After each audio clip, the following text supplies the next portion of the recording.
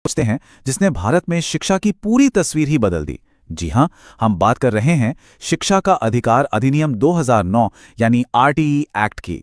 ये परीक्षाओं का एक ऐसा टॉपिक है जहां से सवाल बनते ही बनते हैं।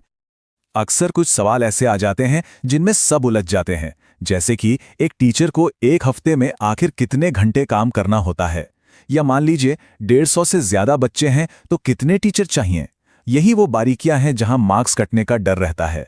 पर आज के बाद ऐसा बिल्कुल नहीं होगा, ये पक्का है।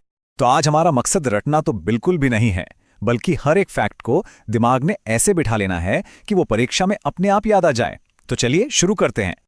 देखिए, हर कानून के पीछे एक कहानी होती है और आरटीई की कहानी तो सीधे हमारे संविधान से जुड़ी है। तो सबसे पहले इसकी जड़ों को समझना जरूरी है, क्योंकि यहाँ से सीधे सवाल बनते हैं। ये 3 तारीखें बहुत बहुत जरूरी हैं। कहानी शुरू हुई 2002 में, जब 86वें संशोधन ने शिक्षा को एक मौलिक अधिकार बना दिया। फिर 2009 में ये संसद में पास हुआ, इसीलिए इसे आरटीई एक्ट 2009 कहते हैं। लेकिन जो तारीख एग्जाम के लिए याद रखनी है वो है 1 अप्रैल 2010। इसी दिन ये कानून पूरे देश में लागू हुआ था। तो ये कानून 6 से 14 साल के हर बच्चे को मुफ्त और जरूरी शिक्षा की गारंटी देता है। लेकिन यहीं पर एक ट्विस्ट है जो अक्सर लोग भूल जाते हैं। दिव्यांग बच्चों के लिए ये उम्र 6 से 14 नहीं, बल्कि 6 से 18 साल है। ये छोटी सी बात आपको एग्जाम में दूसरों से एक कदम आगे रख सकती है। आप देखिए, आरटीई एक्ट में धाराएं तो कई हैं, पर हमें करनी है स्मार्ट स्टडी। हम सिर्फ उन 4 सुपरस्टार धाराओं पर फोकस करेंगे जो एग्जाम में बार बार आती हैं। तो चलिए पहली धारा से मिलते हैं। सबसे पहले इस चार्ट पे नजर डालिए। ये जो 25% का हिस्सा दिख रहा है ना, ये सिर्फ एक नंबर नहीं है, ये आरटीई की आत्मा है। ये सामाजिक बराबरी की तरफ एक बहुत बड़ा कदम है। ये है धारा 12(1) का। ये कहती है कि देश के बड़े से बड़े प्राइवेट स्कूलों को भी अपनी शुरुआती क्लास की 25% सीटें आर्थिक रूप से कमजोर बच्चों के लिए रखनी होंगी। और सबसे बढ़िया बात यह है कि इन बच्चों की फीस सरकार देती है। अब आती है धारा 17। इसे आप बच्चों का सुरक्षक कवच भी कह सकते हैं। ये धारा बच्चों को किसी भी तरह के शारीरिक दंड या मानसिक प्रताड़ना से बचाती है। मतलब बच्चों को न तो मारा पीटा जा सकता है और न ही उन्हें नालायक या मूर्ख जैसे शब्द कहकर जलील किया जा सकता है। अब बात करते हैं धारा 21 की, जो स्कूल मैनेजमेंट कमेटी यानी एसएमसी के बारे में है। जरा सोचिए, इस कमेटी में 75% सदस्य कौन होते हैं? बच्चों के माता पिता। इसका सीधा मतलब है कि स्कूल चलाने की असली ताकत अब अभिभावकों के हाथ में दे दी गई है। और चौथी सबसे जरूरी धारा है 28। इसका मैसेज एकदम साफ है। अगर कोई सरकारी टीचर है तो वो प्राइवेट ट्यूशन नहीं पढ़ा सकता। सरकार तनख्वाह स्कूल में पढ़ाने के लिए देती है, घर पर अपनी दुकान चलाने के लिए नहीं। चलिए अब धाराओं से आगे बढ़ते हैं और सीधे नंबरों की बात करते हैं। वो आंकड़े जो आपको परीक्षा में सीधे नंबर दिलाएंगे। और शुरुआत करते हैं एक टीचर के काम के घंटों से। इस नंबर को दिमाग में अच्छी तरह से बैठा लीजिए, 45। आरटीई एक्ट के मुताबिक एक टीचर को हफ्ते में कम से कम 45 घंटे काम करना ही है। लेकिन रुकिए, इस नंबर में एक छोटा सा राज छिपा है। और वो राज ये है कि ये 45 घंटे सिर्फ क्लास में पढ़ाने के नहीं है। इसमें पाठ योजना बनाना, कॉपियां जांचना, मतलब तैयारी के घंटे भी शामिल हैं। एग्जाम में यही पूछा जाता है, तैयारी सहित या रहित? तो याद रखना है, जवाब हमेशा सहित होगा। तो हफ्ते की बात तो हो गई, अब जरा पूरे साल का हिसाब किताब भी देख लिया जाए। आरटीई एक्ट ये भी बताता है कि एक स्कूल को साल में कम से कम कितने दिन खुलना चाहिए और कितने घंटे पढ़ाई होनी चाहिए। ये टेबल सब कुछ साफ कर देती हैं। प्राइमरी लेवल यानी क्लास 1 से 5 के लिए साल में 200 दिन और 800 घंटे, और अपर प्राइमरी यानी क्लास 6 से 8 के लिए 220 दिन और 1000 घंटे। ये नंबर सीधे सीधे पूछे जाते हैं। अच्छा, अब उस टॉपिक पर आते हैं जो थोड़ा सा मुश्किल लगता है, लेकिन नंबर पक्के कराता है। ये है छात्र शिक्षक अनुपात। प्राइमरी लेवल पर बेसिक नियम है 30 बच्चों पर एक टीचर, लेकिन यहां 2 बड़े मोड़ हैं। पहला, जैसे ही बच्चों की संख्या 150 से ज्यादा होती है तो 5 टीचर के साथ साथ एक हेडमास्टर का होना भी जरूरी हो जाता है। और दूसरा, 200 से ज्यादा बच्चे होने पर यह अनुपात 30:1 से बदलकर 40:1 हो जाता है। इन दोनों बातों को जरूर याद रखना है। और जब बात अपर प्राइमरी की आती है तो नियम थोड़ा अलग है। यहाँ छात्र शिक्षक अनुपात 35 छात्रों पर एक शिक्षक का होता है, बस। तो चलिए, अब तक हमने जो कुछ भी सीखा है उसे फटाफट एक एग्जाम मेमोरी फ्रेम में फिट कर लेते हैं। ये आपकी फाइनल तैयारी का ब्रह्मास्त्र है। इन बातों को दिमाग में स्कैन कर लीजिए। लागू हुआ 1 अप्रैल 2010। धारा 12 25% आरक्षण। धारा 17 सजा मना है। धारा 28 ट्यूशन मना है। टीचर के घंटे 45 तैयारी के साथ, और अनुपात प्राइमरी 30 पर 1, अपर प्राइमरी 35 पर 1। बस इतना ही है। और जाते जाते एक सवाल सबके लिए।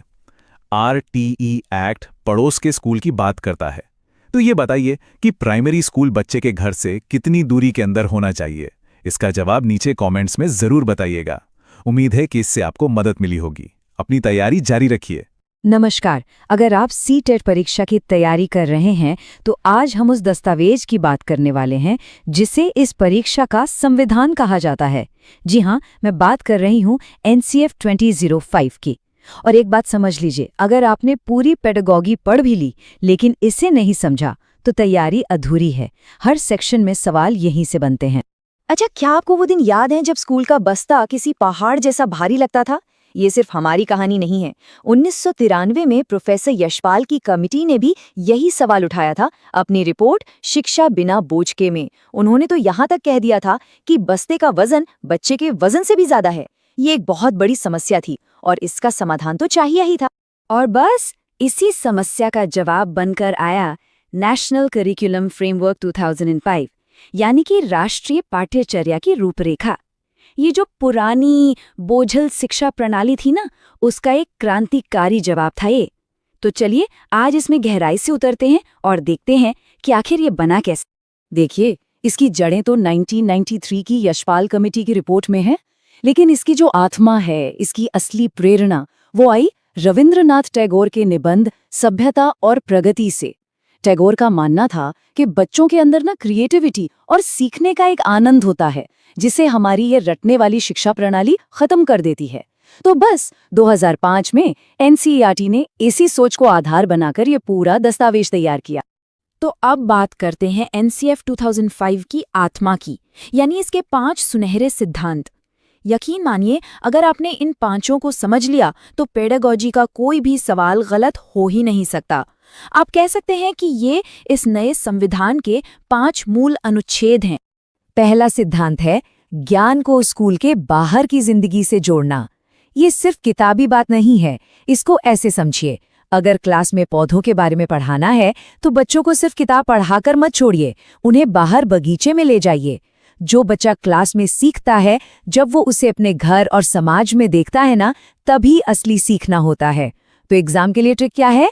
बाहरी जीवन से जुड़ना ही असली सीखना है। अब आता है दूसरा सिद्धांत जो NCF का सबसे बड़ा दुश्मन है, रटना। ये सिद्धांत साफ साफ कहता है कि पढ़ाई को रटने वाली प्रणाली से मुक्त करो। अगर कोई टीचर क्लास में कहता है कि बच्चों कल ये परिभाषा रट कर आना, तो समझ लीजिए कि वो टीचर NCF के बिल्कुल खिलाफ काम कर रहा है। बच्चे को परिभाषा नहीं, उसका मतलब पता होना चाहिए। तो एग्जाम के लिए बस एक मंत्र याद रखिए, रटना मना है। तीसरा सिद्धांत कहता है कि हमारी जो पाठ्यचर्या है वो सिर्फ किताब तक ही सीमित नहीं होनी चाहिए। बच्चे की दुनिया किताब के पन्नों से कहीं ज्यादा बड़ी है ना? उन्हें लाइब्रेरी ले जाना, इंटरनेट का सही इस्तेमाल सिखाना और तरह तरह के प्रोजेक्ट्स करवाना बहुत जरूरी है। इससे एक बात साफ होती है कि किताब सिर्फ एक साधन है, अंतिम लक्ष्य नहीं। लक्ष्य तो बच्चे का चहुमुखी विकास करना है। चौथा सिद्धांत जुड़ा है परीक्षा के डर से। ये कहता है कि परीक्षा को ज्यादा लचीला बनाओ। याद है हम सबके समय में बोर्ड एग्जाम का कितना खौफ होता था? NCF कहता है बस ये डर अब खत्म करो। 3 घंटे का एक पेपर किसी बच्चे की काबिलियत तय नहीं कर सकता। और पता है, इसी सोच से CCE यानी सतत और व्यापक मूल्यांकन का कॉन्सेप्ट आया, जिसमें साल भर बच्चे के प्रदर्शन को देखा जाता है, न कि सिर्फ एक 3 घंटे के पेपर को। तो एग्जाम ट्रिक क्या हुई? परीक्षा का डर खत्म। और 5वां और आखिरी सिद्धांत है राष्ट्रीय पहचान का विकास। मतलब शिक्षा का लक्ष्य सिर्फ एक डॉक्टर या इंजीनियर बनाना नहीं है, बल्कि एक ऐसा अच्छा नागरिक बनाना है जिसे देश के लोकतांत्रिक मूल्यों पर पूरा भरोसा हो। यहाँ सबसे जरूरी बात जो याद रखनी है वो है डॉक्टर नहीं, पहले नागरिक। इन 5 सिद्धांतों के बाद अब उस सवाल पर आते हैं जो परीक्षा में सबसे ज्यादा पूछा जाता है कि NCF 2005 के अनुसार एक शिक्षक की भूमिका आखिर है क्या। चलिए देखते हैं कि ये डॉक्यूमेंट टीचर के रोल को कैसे पूरी तरह से बदल देता है। एनसीएफ साफ साफ कहता है, शिक्षक कोई बॉस नहीं है, कोई ज्ञान का भंडार नहीं है जो बस ज्ञान उड़ेलता जाए। नहीं, शिक्षक एक सुविधादाता है, यानी एक फैसिलिटेटर। इसे ऐसे समझिए जैसे एक माली होता है ना, वो पौधे को खींचकर बड़ा नहीं करता, वो तो बस उसे खाद पानी देता है, सही माहौल देता है। ठीक वैसे ही शिक्षक को सिर्फ एक ऐसा माहौल बनाना है जहां बच्चा खुद सीख सके। आपको पढ़ाना नहीं है, सीखने में मदद करनी है। चलिए अब जरा ये भी देख लेते हैं कि एनसीएफ इन सिद्धांतों को कुछ खास विषयों पर कैसे लागू करता है, क्योंकि यहाँ से भी एग्जाम में सीधे सीधे सवाल पूछ लिए जाते हैं। बात करें गणित की, तो एनसीएफ कहता है कि बच्चों की सोच को तार्किक बनाना है, ना कि उन्हें सिर्फ फॉर्मूले रटाना। भाषा के बारे में एक बहुत ज़रूरी बात कही गई है कि क्लास में अगर बच्चे अलग अलग भाषाएं बोलते हैं तो ये कोई समस्या नहीं, बल्कि एक बहुत बड़ा संसाधन है। और हाँ, ईवीएस के लिए एक खास बात याद रखिएगा, कक्षा 1 और 2 में इसकी कोई अलग किताब नहीं होगी, इसे भाषा और गणित के साथ ही पढ़ाया जाएगा। तो अब जब हमने सारे कॉन्सेप्ट समझ लिए हैं, तो क्यों ना कुछ असली परीक्षा के सवाल हल किए जाएं? ये एक तरह का रैपिड फायर राउंड होगा, तो तैयार हो जाइए। पहला सवाल आपकी स्क्रीन पर, इनमें से कौन सा एनसीएफ का सिद्धांत नहीं है? ऑप्शन ए, बाहरी जीवन से जोड़ना, ये तो है। बी, रटना मना है, अरे ये तो बिल्कुल है। डी, लचीली परीक्षा, हाँ ये भी है। तो बचा क्या अंग्रेजी को अनिवार्य करने की कोई बात हुई थी? सोचिए जरा। और बिल्कुल सही जवाब है सी। एनसीएफ ने अंग्रेजी को अनिवार्य बनाने की बात कभी नहीं की, बल्कि वो तो मातृभाषा में शिक्षा देने पर जोर देता है। अगला सवाल, और ये सी-टेट का हॉट फेवरेट क्वेश्चन है, सबसे ज्यादा बार पूछा गया है। एक शिक्षक की भूमिका क्या होनी चाहिए? सत्तावादी, तानाशाही, अनुमतिपूर्ण या फिर सुविधादायक? क्या लगता है? और जवाब है डी, सुविधादायक। याद है वो माली वाला उदाहरण? शिक्षक एक सुविधादाता है, यानी एक फैसिलिटेटर। बहुत बढ़िया। तीसरा सवाल, सीखने की प्रक्रिया कैसी होनी चाहिए? क्या बच्चा चुपचाप बैठकर सीखता है, यानी निष्क्रिय होकर, या फिर एक्टिव रहकर? और क्या वो अकेले में बेहतर सीखता है या समाज के साथ मिलकर? सोचिए। इसका सही जवाब है बी, सक्रिय और सामाजिक। एनसीएफ का मानना है कि बच्चा सीखने की प्रक्रिया में एक एक्टिव पार्टनर होना चाहिए, और सीखना अकेले में नहीं बल्कि समाज के साथ होता है। तो ये थी एनसीएफ 2005 की पूरी कहानी, जो अब आपके दिमाग में अच्छे से बैठ गई होगी। अब जाने से पहले आपके लिए एक होमवर्क सवाल। एनसीएफ 2005 ने कक्षा 3 से 5 तक के लिए ईवीएस को कितनी थीम्स में बांटा है? इसका जवाब नीचे कमेंट्स में जरूर लिखिएगा। और अगर आपको ये विश्लेषण पसंद आया तो इसे अपने दोस्तों के साथ शेयर करना मत भूलेगा। जय हिंद। तो भाई पूरे 34 साल लग गए, लेकिन फाइनली इंडिया के एजुकेशन सिस्टम का पासवर्ड बदल गया है। जो पुरानी 1986 वाली पॉलिसी थी ना, उसे बदलकर आ गई है एनईपी 2020। और हाँ, एक बात बता दूं, एग्जाम सेट करने वालों का ना ये आजकल फेवरेट टॉपिक बना हुआ है। तो चलिए फटाफट समझते हैं कि आखिर ये है क्या।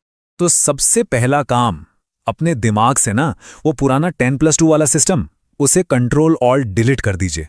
गया वो जमाना, अब वो बस हिस्ट्री की किताबों में मिलेगा। उसकी जगह जो नया सिस्टम आया है ना, वो है 5+3+3+4। अब आप सोच रहे होंगे ये क्या है, कोई फोन नंबर है क्या? नहीं, चलिए इसे डिकोड करते हैं। तो ये जो 5+3+3+4 का स्ट्रक्चर है ना, ये असल में एजुकेशन के 4 नए लेवल हैं, 4 नए पड़ाव। और इनको समझने का सबसे बेस्ट तरीका क्या पता है? हम नीचे से शुरू करेंगे, मतलब सबसे छोटे बच्चों की स्टेज से, और फिर एक एक करके ऊपर चढ़ेंगे। सबसे पहला है 5 साल का बुनियादी स्तर। इसमें 3 से 8 साल के बच्चे आएंगे। और इसकी सबसे मजेदार बात, कोई एग्जाम नहीं। जी हां, नो एग्जाम, बस खेलो कूदो चीजें सीखो। इसके बाद आता है 3 साल का प्रारंभिक स्तर, यानी क्लास 3 से 5। यहां से असली पढ़ाई शुरू होगी, लेकिन अपनी मातृभाषा में। फिर आता है मिडिल स्टेज, क्लास 6 से 8 तक। यहां से चीजें और इंटरेस्टिंग हो जाती हैं। कोडिंग और इंटर्नशिप जैसी चीजें शुरू हो जाएंगी, मतलब अब हुनर पर फोकस होगा। और आखिर में है 4 साल का माध्यमिक स्तर, क्लास 9 से 12 तक। और यहां हुआ है सबसे बड़ा धमाका। आर्ट्स, कॉमर्स, साइंस, ये सारी दीवारें तोड़ दी गई हैं। अब जो मन करे वो पढ़ो। तो एग्जाम के लिए इसको याद रखने का एक सिंपल सा फंडा बताता हूं। 5 मतलब खेलकूद, 3 मतलब मातृभाषा, अगला 3 मतलब हुनर या स्किल, और 4 का मतलब अपनी मर्जी। बस इतना याद रखो, खेल, मातृभाषा, हुनर और मर्जी। हो गया 5+3+3+4 याद। लेकिन सवाल ये उठता है कि भाई इतने बड़े बदलाव की जरूरत ही क्यों पड़ी? जरूरत इसलिए पड़ी क्योंकि एक बहुत ही सीरियस प्रॉब्लम सामने आ रही थी कि हमारे 5वीं क्लास के बच्चे दूसरी क्लास की किताब नहीं पढ़ पा रहे थे। बस इसी कमजोर नींव को पक्का करने के लिए एक मिशन लॉन्च किया गया, और उस मिशन का नाम है निपुण भारत मिशन। इसका गोल एकदम क्रिस्टल क्लियर है। टारगेट है कि साल 2026-27 तक हर बच्चा जब वो क्लास 3 पास करे तो उसे पढ़ना, लिखना और बेसिक मैथ्स मतलब जोड़ घटाव ये सब अच्छे से आता हो। क्योंकि फंडा सिंपल है, नींव मजबूत होगी तभी तो इमारत बुलंद बनेगी, है ना? तो एग्जाम के लिए यहां पर एक कीवर्ड पकड़ लीजिए।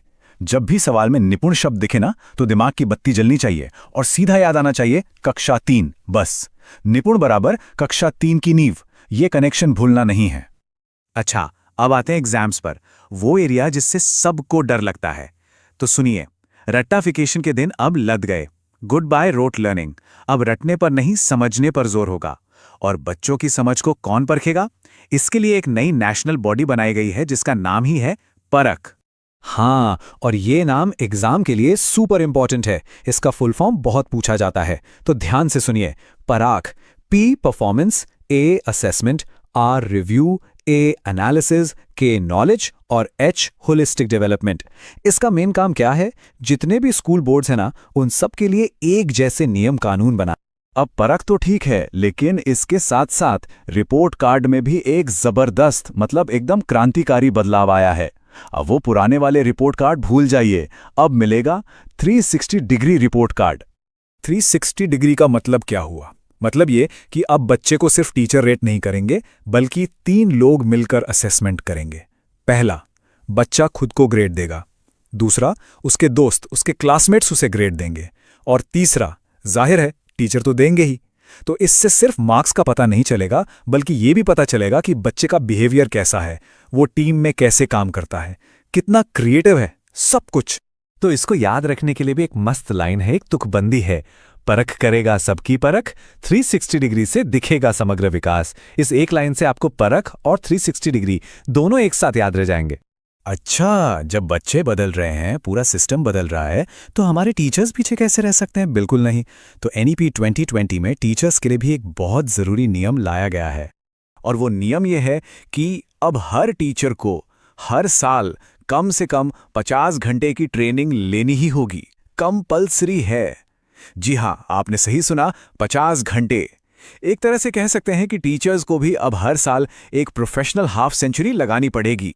इसे टेक्निकली कहते हैं कंटिन्यूअस प्रोफेशनल डेवलपमेंट, यानी CPD।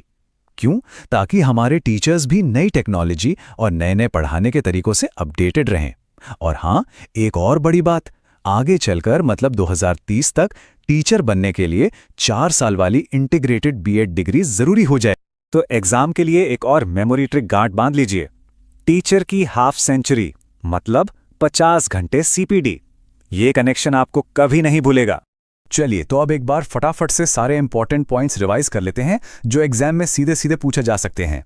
नया स्ट्रक्चर 5+3+3+4, बुनियादी पढ़ाई लिखाई, उसके लिए है निपुण मिशन, टारगेट क्लास 3 तक। नेशनल असेसमेंट सेंटर, परख। रिपोर्ट कार्ड कैसा होगा? 360 डिग्री, जिसमें बच्चा, दोस्त और टीचर तीनों शामिल हैं। और टीचर की ट्रेनिंग हर साल 50 घंटे। और अब जाने से पहले आपके लिए एक छोटा सा होमवर्क क्वेश्चन। इस पूरी पॉलिसी में एक शब्द आता है, बाल वाटिका। आपको ये पता लगाना है कि ये बाल वाटिका किस उम्र के बच्चों के लिए है। मैं आपको एक हिंट देता हूं, इसका जवाब हमारे 5+3+3+4 वाले स्ट्रक्चर के सबसे पहले 5 में ही छिपा है। जरा सोचिएगा इस पर। इससे आपको पता चलेगा कि ये नई पॉलिसी जमीन पर कैसे काम करनी। अरे वाह, CTET और TET की मोटी मोटी किताबों से परे